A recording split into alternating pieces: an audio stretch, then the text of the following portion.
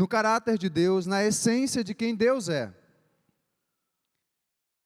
E antes de declará-lo, porque é sobre esse chamado que nós vamos estar falando nessa noite, eu quero relembrar uma visão muito especial, uma experiência sobrenatural que se deu na vida de um dos grandes homens de Deus.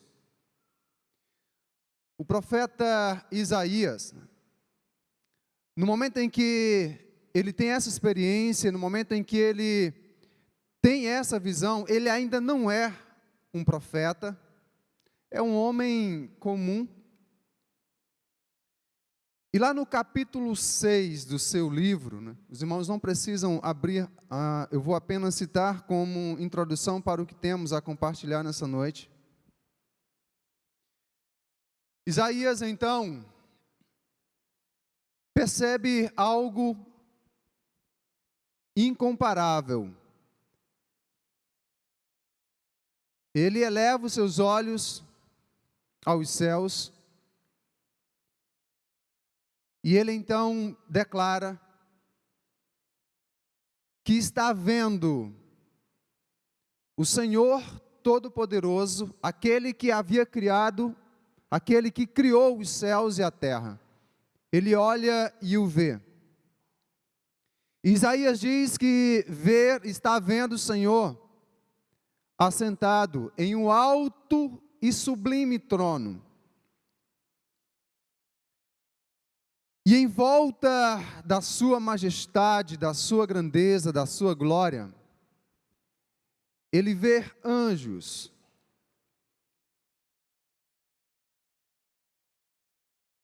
querubins, serafins, e eles voam em torno do Senhor que está assentado no alto e sublime trono. E esses anjos, então, além de cantar louvores de forma incessante, eles começam a declarar, ou melhor, eles estão a declarar incessantemente: Santo, Santo, Santo é o Senhor dos exércitos. E toda a terra está cheia da sua glória. Em outras palavras, a sua glória pode ser contemplada no nascer e no pôr do sol. A sua glória pode ser vista no desabrochar de uma rosa. A sua glória pode ser vista no voo das aves. A sua glória pode ser vista na queda de uma cachoeira, nas ondas do mar. A sua glória enche toda a terra. A sua glória pode ser vista em uma gestação, no nascimento de um bebê. A sua glória enche toda a terra. Após isto, Isaías, ele entra numa situação de desespero. E, aparentemente, muitos podem não entender por que Isaías entra em desespero. Como, depois de contemplar algo incomparável, algo maravilhoso, por que então entrar em desespero? E depois dessa visão, a primeira palavra, a primeira declaração do profeta Isaías está no verso 5. A sua declaração foi: ai de mim, ai de mim.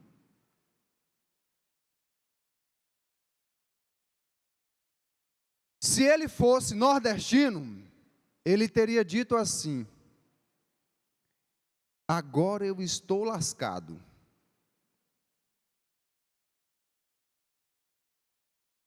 Por quê? Ele responde: porque sou homem de lábios impuros, e habito no meio de um povo de impuros lábios, ou de lábios impuros, e os meus olhos viram o Rei, o Senhor dos Exércitos. Em outras palavras, ele está dizendo, ai de mim, eu estou perdido, porque eu sou um homem impuro, eu tenho lábios impuros, eu estou vivendo uma vida de pecado,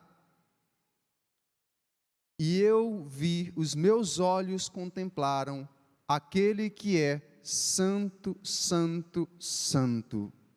Os meus olhos viram o Rei dos Reis, os meus olhos viram o Senhor dos Senhores, os meus olhos viram aquele que em toda a sua essência é santo, e eu sou imundo. Isaías entendia que se algo não fosse feito naquele momento, ele iria ser fulminado, ele iria morrer. E aqui nós temos então para mim, o segundo maior chamado das Escrituras. O primeiro é o chamado ao arrependimento, à entrega do coração e da vida a Cristo. E o segundo maior é o chamado para viver uma vida em santidade. Sobre isso, quero estar compartilhando com toda a igreja do Senhor nessa noite. Deus nos chama para a vida de santidade ou em santidade. E aqui eu quero convidar você agora para abrir a sua Bíblia na primeira carta de Paulo aos Tessalonicenses. Primeira carta de Paulo aos Tessalonicenses, capítulo 4, verso 7. E enquanto você localiza o texto, só para ajudar na compreensão do que nós citamos para a introdução, a solução para Isaías não ser morto,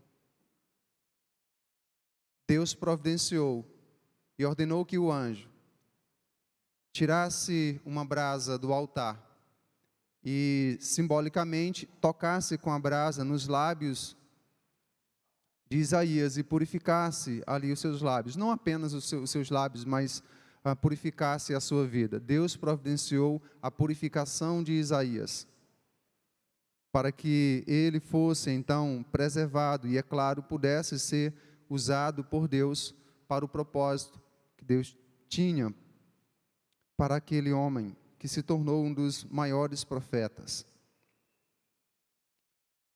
E esse mesmo propósito, ou esse mesmo chamado, ele permanece vivo e chega até nós.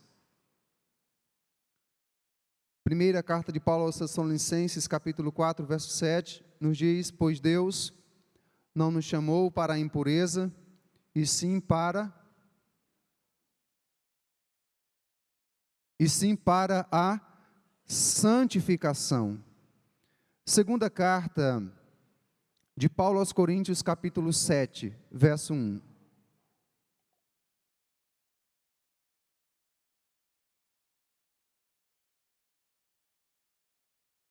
Segunda carta de Paulo aos Coríntios, capítulo 7, verso 1. O texto nos diz: portanto, meus amados, tendo tais promessas, purifiquemo-nos de toda a impureza, tanto da carne como do espírito, aperfeiçoando a nossa santidade no temor de Deus. E o nosso texto base, 1 Pedro, capítulo 1, versos 14 ao 16. E eu gostaria que toda a igreja participasse conosco na leitura desta passagem. Vamos lá? 1 Pedro, capítulo 1, versos 14 ao 16. Vamos juntos? 1, 2, 3 já. Como filhos obedientes, não vivam conforme as paixões que vocês tinham anteriormente, quando ainda estavam na ignorância. Pelo contrário, assim como é santo aquele que os chamou, sejam santos vocês também em tudo o que fizerem, porque está escrito: sejam santos, porque eu sou santo. Tem algumas versões que dizem: sede santo, porque eu sou santo. E, meus amados, lamentavelmente, nos últimos anos da história da igreja aqui nesta terra, o chamado espiritual para uma vida em santidade tem sido substituído por um inflamado apelo de uma enganosa prosperidade.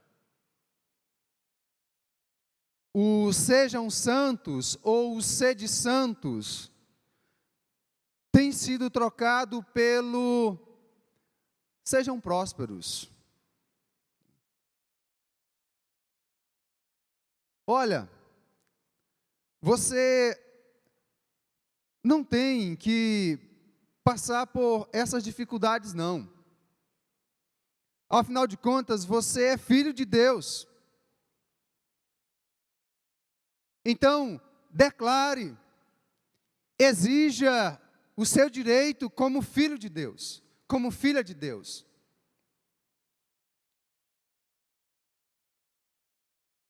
Nos primeiros 300 anos da igreja do Senhor aqui na terra, praticamente todos os sermões, ou quase todos os sermões,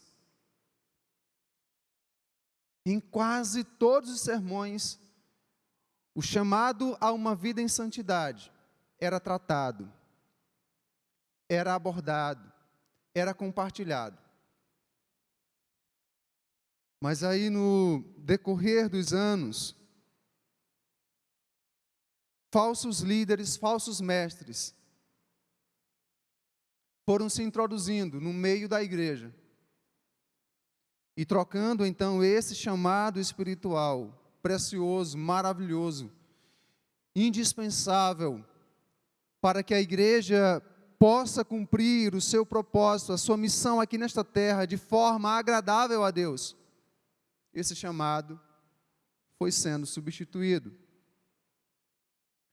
E por conta disto, muitas pessoas hoje têm muita dificuldade em ouvir sobre ele.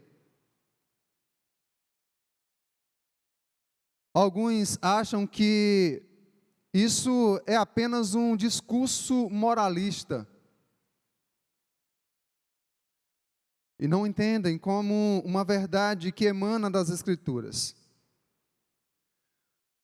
Por conta desse tipo de atitude, de escolha e de decisões, a obediência e o temor a Deus têm sido sacrificados no altar de uma falsa liberdade.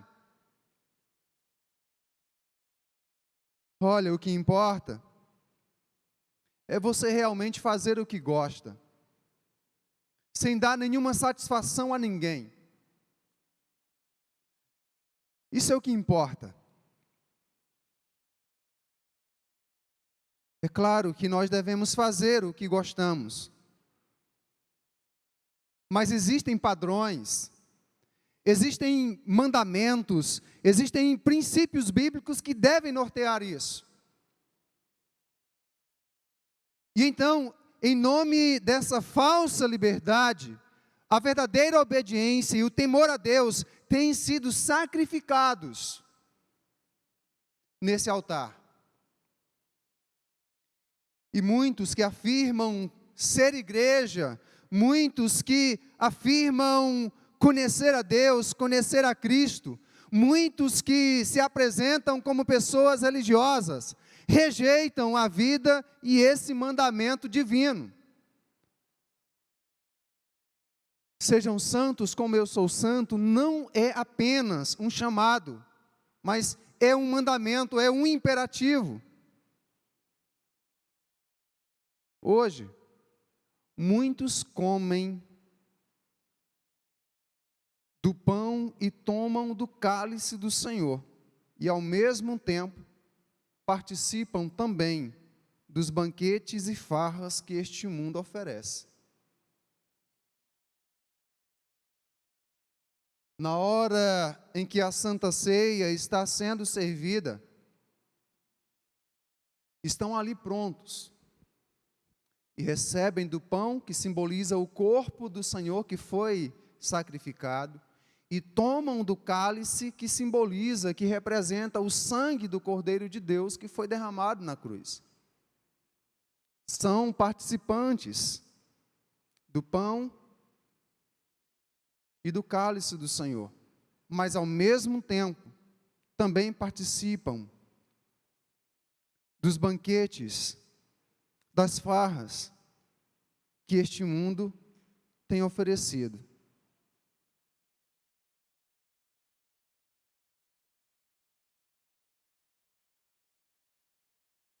Você realmente segue o Senhor?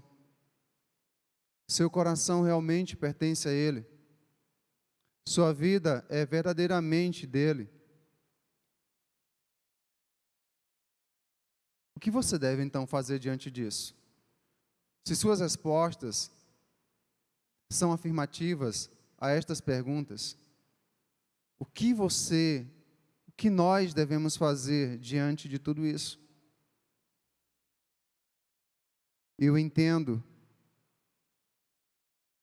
que nós devemos resistir, que nós devemos rejeitar, e que nós devemos lutar, não com nossas forças, não com nossas habilidades, não com nossas capacidades, não com armas da nossa carne, mas devemos lutar com as armas espirituais, a fim de não andarmos por esse caminho de destruição e morte.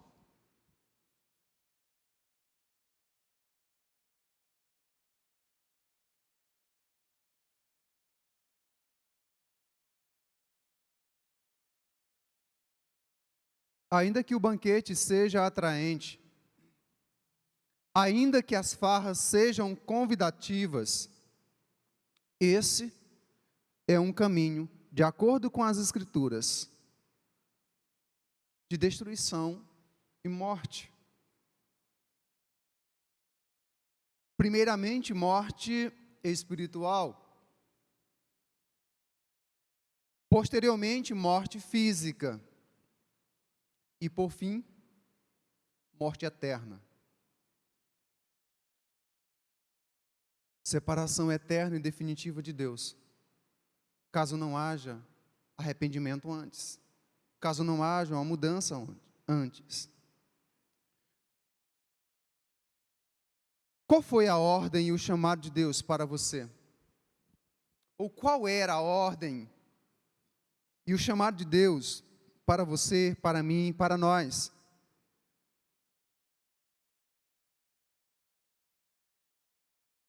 Nós vamos analisar esse texto da primeira carta de Pedro. Nós temos duas situações, duas apenas. A primeira delas é especificamente a ordem, o chamado de Deus. E o que foi que ele disse? No verso 16, na parte A do verso 16, a sua declaração foi: sejam,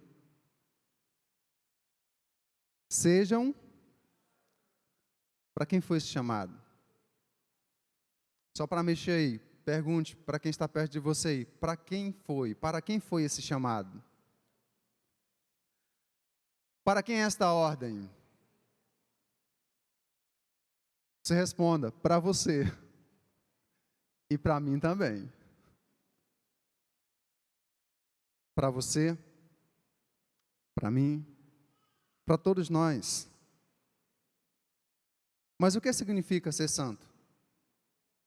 Pastor, eu conheço os santos aos quais se fazem preces. Eu conheço, pastor, apenas os santos aos quais se faz promessa. Não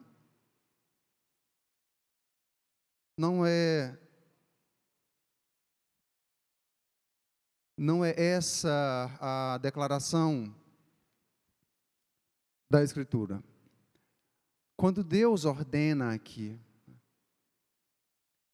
em seu chamado, quando Ele nos ordena para sermos santos, significa sermos separados para Ele. Pastor, mas separados de quê? Separados do mundo como sistema pecaminoso dominado por Satanás, para vivermos para Ele, para sermos plenamente e totalmente pertencentes a Ele. Na primeira carta de Paulo aos Colossenses, no capítulo 1, Paulo declara que Ele nos transportou do império da morte para o reino do seu Filho amado. Deus nos separou. E a sua ordem é: vivam dessa forma, separados para mim.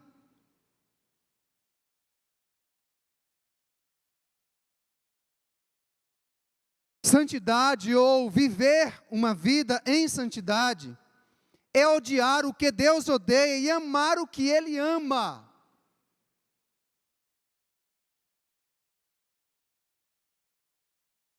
Quando um crente, um filho, uma filha de Deus, passa a amar as coisas que ele odeia e odiar as coisas que ele ama, então esse filho ou essa filha está andando na contramão da sua vontade.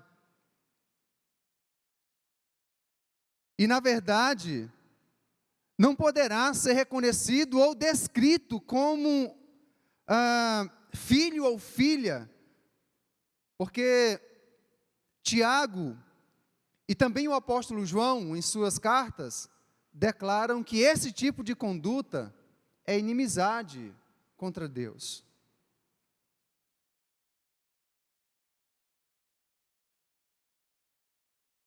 Santidade é a vida de Deus. Escute, santidade é a vida de Deus presente em mim. É a vida de Cristo presente em mim. Pedro, no verso 14, pode projetar para nós o verso 14.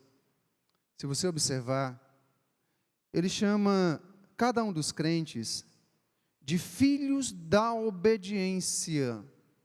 Filhos da obediência ou filhos obedientes. E por carregarem esse título, por terem esse privilégio, então nós, como filhos obedientes, não devemos nos amoldarmos ou vivermos conforme as paixões ou os desejos que nós tínhamos anteriormente, quando nós éramos dominados pela ignorância. E a ignorância aí não é brutalidade, mas é a falta de conhecimento de Deus e da sua vontade. Não podemos mais nos amoldar ou nos conformarmos a esse estilo de vida. No versículo 15, a última parte, Pedro também vai dizer que nós devemos ser santos em tudo o que fizermos. Há uma versão que nos diz, em todo o procedimento, em todo o nosso proceder. Então, é santidade na igreja, no templo, mas é santidade também em casa. É tratar o seu cônjuge com respeito, com dignidade aqui no templo, mas é tratar também em casa. É respeitar e honrar o papai e a mamãe aqui, mas é também honrar o papai e a mamãe em casa.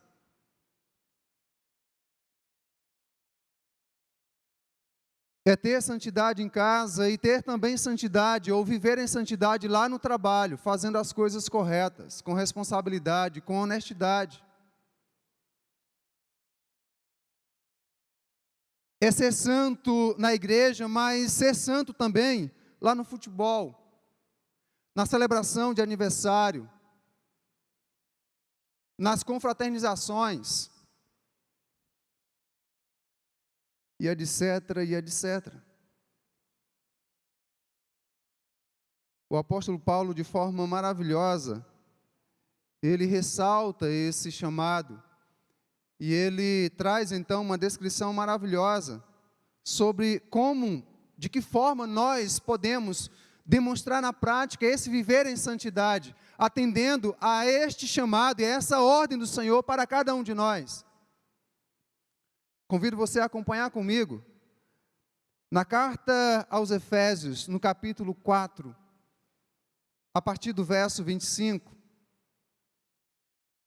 que é viver em santidade. Não é ser uma pessoa impecável, isso é impossível. Não é nunca cometer nenhum pecado ou nenhuma falha aqui, isso é impossível. Mas é o esforço para imitarmos a Cristo enquanto vivermos aqui. Então, em Efésios capítulo 4, a partir do verso 25, a palavra do Senhor nos diz assim: por isso, deixando a mentira, que cada um fale a verdade com o seu próximo, porque somos membros do mesmo corpo. Fiquem irados, mas não pequem, isto é, não permitam que a ira domine vocês. Não deixem que o sol se ponha sobre a ira de vocês. Não deem lugar ao diabo, aquele que um dia roubou ou que roubava. Não roube mais. Pelo contrário, trabalhe, fazendo com as próprias mãos o que é bom, para que tenha o que repartir com o necessitado. Não saia da boca de vocês nenhuma palavra suja, mas unicamente a que for boa, para edificação, conforme a necessidade, e assim transmita graça aos que ouvem. E não entristeçam o Espírito Santo de Deus, no qual vocês foram selados para o dia da redenção. Que não haja no meio de vocês qualquer amargura, indignação, ira, gritaria e blasfêmia, bem como qualquer maldade. Pelo contrário, sejam bondosos e compassivos uns com os outros, perdoando uns aos outros, como também Deus em Cristo perdoou vocês. E ainda no capítulo 5, versos 3 ao 5, que a imoralidade sexual e toda impureza ou avareza não sejam nem sequer mencionados entre vocês, como convém a santos, como convém a pessoas que foram chamadas por Deus para viver em santidade. Não usem linguagem grosseira, não digam coisas tolas nem indecentes, pois isso não convém, pelo contrário, digam palavras de ações de graças.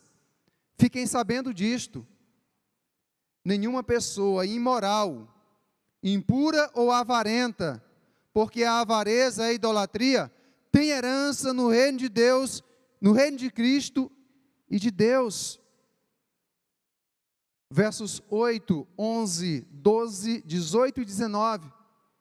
Porque no passado vocês eram trevas, mas agora são luz no Senhor. Vivam como filhos da luz e não sejam cúmplices nas obras infrutíferas das trevas. Pelo contrário, tratem de reprová-las, pois aquilo que eles fazem em segredo é vergonhoso até mencionar.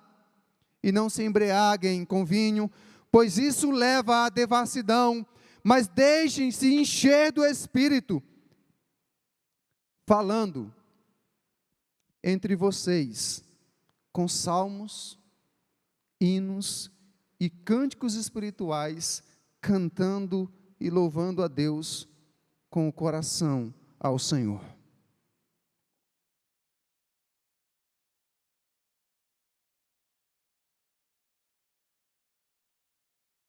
Você gostava de mentir?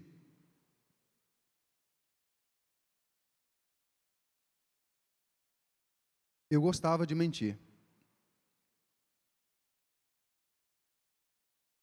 Mas um dia eu ouvi a mensagem do Evangelho e entendi que a mentira era filha do diabo. É filha do diabo, do capeta, do cão.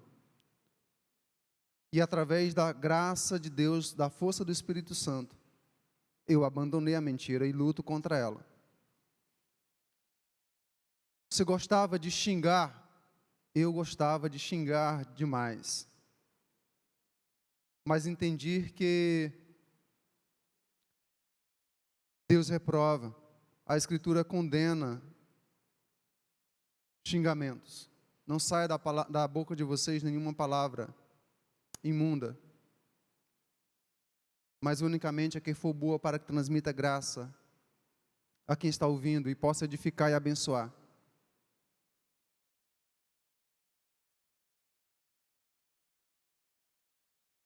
Você vivia uma vida de prostituição, sexo fora do casamento, levantou sua mão, recebeu a Cristo como seu Senhor e Salvador, você deve abandonar isso agora e viver em santidade.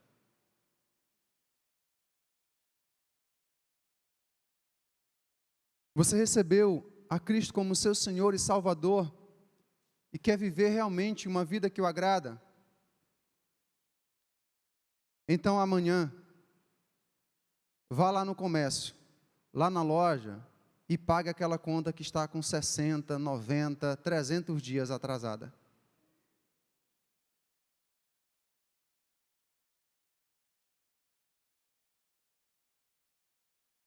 Você quer viver realmente como um crente, uma crente no Senhor Jesus? Então, aquela pessoa que você magoou, que você ofendeu e sabe disso, vá até ela e peça perdão. E resolva o problema.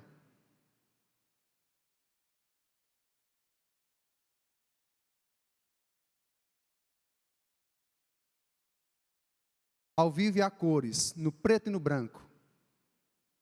Você jovem, entregou sua vida ao Senhor Jesus e quer realmente ser um jovem que viva em santidade, que agrada ao Senhor, que entregou seu único filho para morrer numa cruz em seu lugar, está se prostituindo, praticando sexo fora do casamento, pare com isso. Quer ter o privilégio e a bênção do sexo de forma legal, correta, bíblica? Então espere completar 18 anos e case. E aí você pode fazer até se esbagaçar, se aguentar.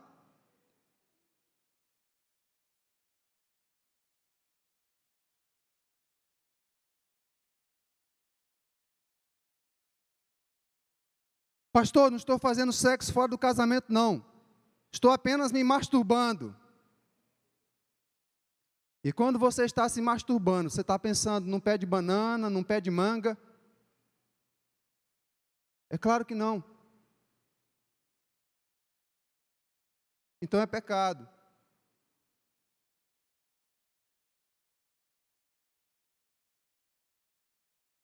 Pastor, e os casados que também vivem nessa prática, que se masturbam? É pecado, porque fazem isso não pensando no seu cônjuge, mas pensando em alguém que não é o seu cônjuge. Eu preciso falar dessas coisas de uma forma bem direta, me perdoe aí quem estiver constrangido com isso, mas isso está escancarado na mídia, nas redes sociais e em tantos outros lugares. Então,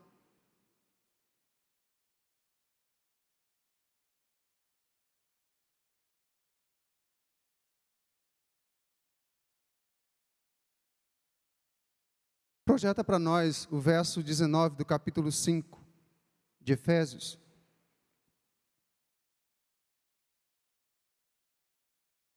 Falando entre vocês, vamos juntos? Falando entre vocês com salmos, hinos e cantos espirituais, cantando e louvando com o coração ao Senhor. Deixa assim.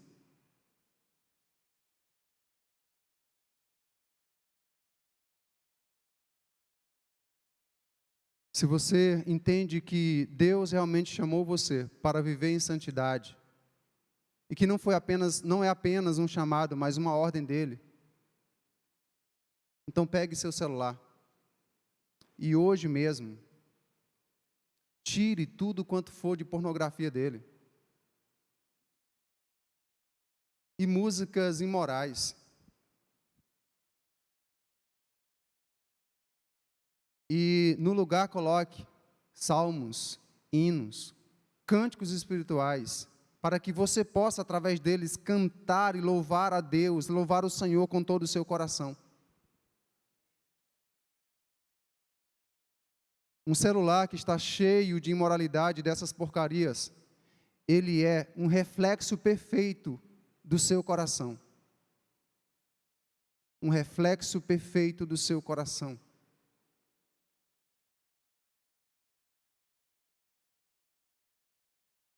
Pastor, não tem nadinha disso. Não tem nadinha.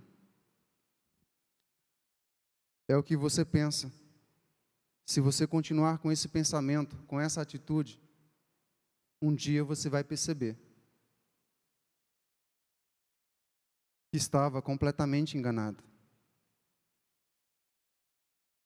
Você participa de grupos que só compartilham imoralidade. Caia fora. Caia fora deles.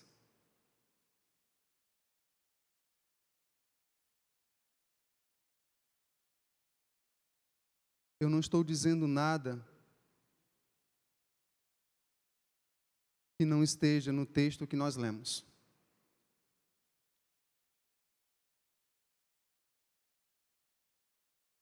Pastor, e por que nós devemos ser santos? Qual a razão? Qual o fundamento? Qual é a base para sermos santos?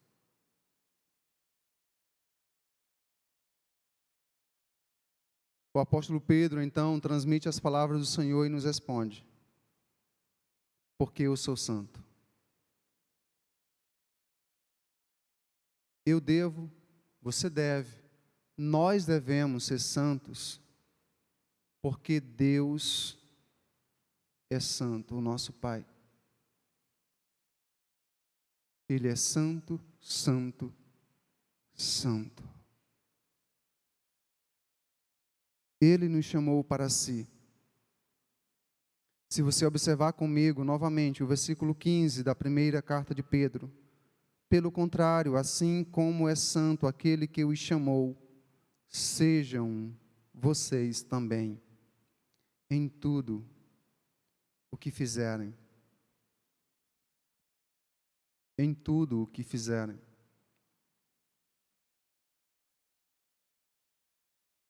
Não se trata de uma religião, mas de um estilo de vida. Não se trata de ser uma pessoa religiosa, mas de uma vida que frutifica para a glória do Senhor. Em Efésios capítulo 5 e verso 1, está escrito: portanto, sejam imitadores de Deus, como filhos amados. Em 1 Coríntios 6,17, a palavra do Senhor nos diz: mas aquele que se une ao Senhor é um só espírito com Ele.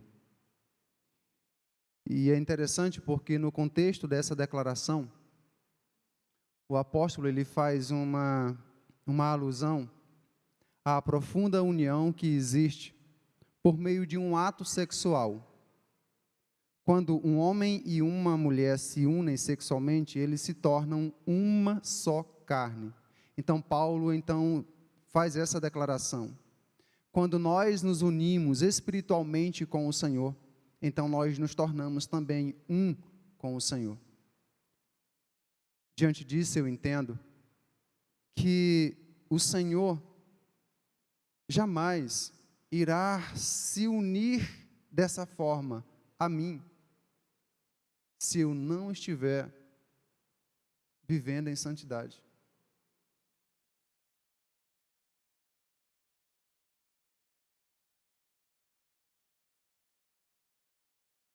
Esse é o seu chamado e o seu desafio para nós. Eu quero concluir ainda relembrando as palavras do apóstolo Paulo na sua primeira carta aos Coríntios, no capítulo 6, a partir do verso 14. Deus ressuscitou o Senhor e também nos ressuscitará pelo seu poder. Um dia você vai morrer. Um dia eu vou morrer. Serei sepultado. Mas eu quero morrer com essa certeza, com essa esperança, com essa convicção. Deus ressuscitou o Senhor e também me ressuscitará pelo seu poder. Vocês não sabem que o corpo de cada um de vocês é membro de Cristo? E será que eu tomaria os membros que pertencem a Cristo e os faria membros de uma prostituta ou de um prostituto? De modo nenhum. Ou não sabem que o homem que se une à prostituta forma um só corpo com ela? Porque, como se diz, os dois se tornarão uma só carne. Mas aquele que se une ao Senhor é um só espírito com Ele. Fujam da imoralidade sexual. Qualquer outro pecado que uma pessoa cometer é fora do corpo, mas aquele que pratica imoralidade sexual peca contra o próprio corpo. Será que vocês não sabem que o corpo de vocês é santuário do Espírito Santo? É casa de Deus, é habitação de Deus, é morada de Deus? Porque vocês foram comprados por preço. Agora, pois, glorifiquem a Deus no corpo de vocês. Ainda o apóstolo Paulo, 2 versos do capítulo 4 de 1 Tessalonicenses, os 7 e 8. Pois Deus não nos chamou. Eu não vim ser crente atendendo o chamado de Deus para a impureza. Deus não nos chamou para a impureza, e sim para a santificação. Portanto, quem rejeita estas coisas, tem gente que rejeita, tem gente que diz: eu não concordo com isso, eu não aceito isso. Portanto, quem rejeita estas coisas, não rejeita uma pessoa, não rejeita o pastor que fala, não rejeita o missionário que anuncia, não rejeita, uma pessoa, mas rejeita a Deus, que também dá o seu Espírito Santo a vocês. O pregador Charles Spurgeon, considerado o príncipe dos pregadores, declarou o seguinte. Eu quero finalizar com essa declaração dele. E convido já todos a se colocarem em pé, em nome de Jesus, por favor.